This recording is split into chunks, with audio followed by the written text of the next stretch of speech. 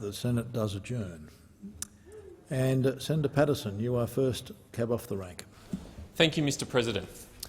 I rise tonight to speak about the critical choice facing the people of Britain on the 23rd of June. They will decide whether to stay or leave the European Union. From where I sit, the choice is clear. Britain would be more prosperous, free and secure outside the European Union. The European Union project may have begun with good intentions, but the reality is that the EU today has strayed very far from those intentions. It has become bloated, undemocratic and hostile to the freedoms that made Britain great. The cost to the British people and their economy is real.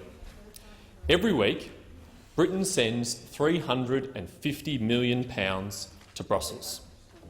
The cost to Britain's economy of just the 100 top EU rules is more than £33 billion each year. The UK has lost control of their borders and their laws. They have no power to control the intake of migrants from within the EU.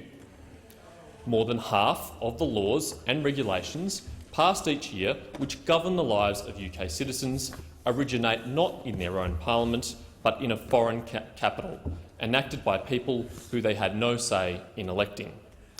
They are subject to and bound to failed and immoral policies like the Common Agricultural Policy, which drives up the cost of food for Europeans and erects barriers to people in the developing world who are only trying to grow food, develop their lives and sell them to the Western world.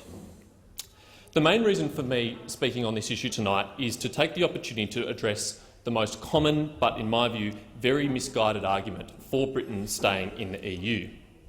There are some who argue that the EU would be worse off without Britain's much-needed sensible and responsible voice in major policy debates.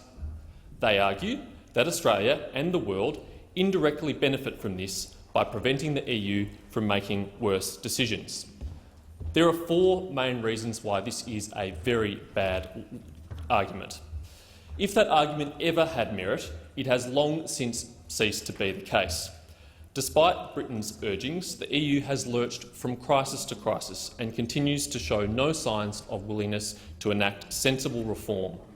The recent failed renegotiation of Britain's own membership of the EU by the Cameron government is further evidence of this. Number two, we are asking our friends and allies in the United Kingdom to bear a very, very high price for an uncertain benefit for us. To ask them to shackle themselves to the European Union, which lurches from crisis to crisis, which is clearly on the way down and hurtling towards possible disintegration, is too great a request to ask of our friends. Number three, it ignores the very real cost to our relationship with Britain caused by their membership of the EU. For example, a free trade agreement between Australia and the United Kingdom cannot be negotiated because the United Kingdom has no freedom to determine its own trade policies. An agreement for the free movement of people between the Commonwealth countries such as Britain, New Zealand, Australia and Canada also cannot be negotiated because Britain has no freedom to determine those policies.